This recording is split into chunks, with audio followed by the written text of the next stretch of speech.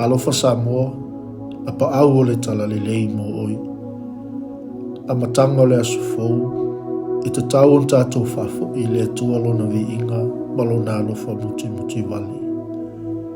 Le lalolangi umai, ia outou alalanga atu I le atua. Ia outou pepese atu I lona suafu mamalu. Ia mamalu ia te outou lona vi inga. Po le ale mea sa iai I le asoana na fife au manga aluenga.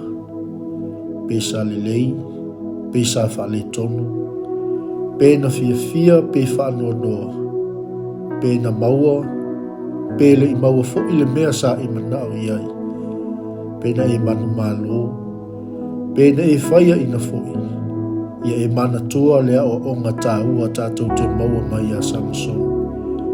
E peo na whai mai le tusi, na toi tupu le laulu o lona ulu. Po le ale matui o se mea na tupu ia te oe ananafi. Pele lei, pele anga, ia e mana tua le mea na tupu ia Samason. Faamasino e swum le ono, lua swum le lua. A ua a mata o na toi tupu o le laulu I lona ulu. E peo na pō na le tafia. Ia malili a pou le au nanga ma le tautua I le tua. E iei lava fo ini wha le tonu e tupu pea. Ai aua ni avea nā mea. Ma whati a tā mai le savalinga ma lau tautua ma le atua.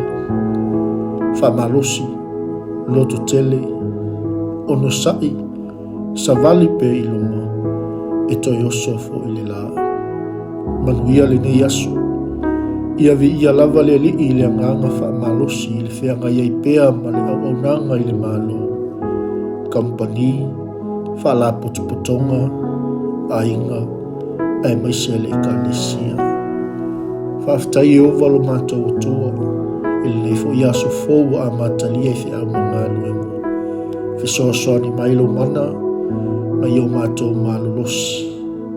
I whawhita uli, ma whainga tāo le nei sawalinga.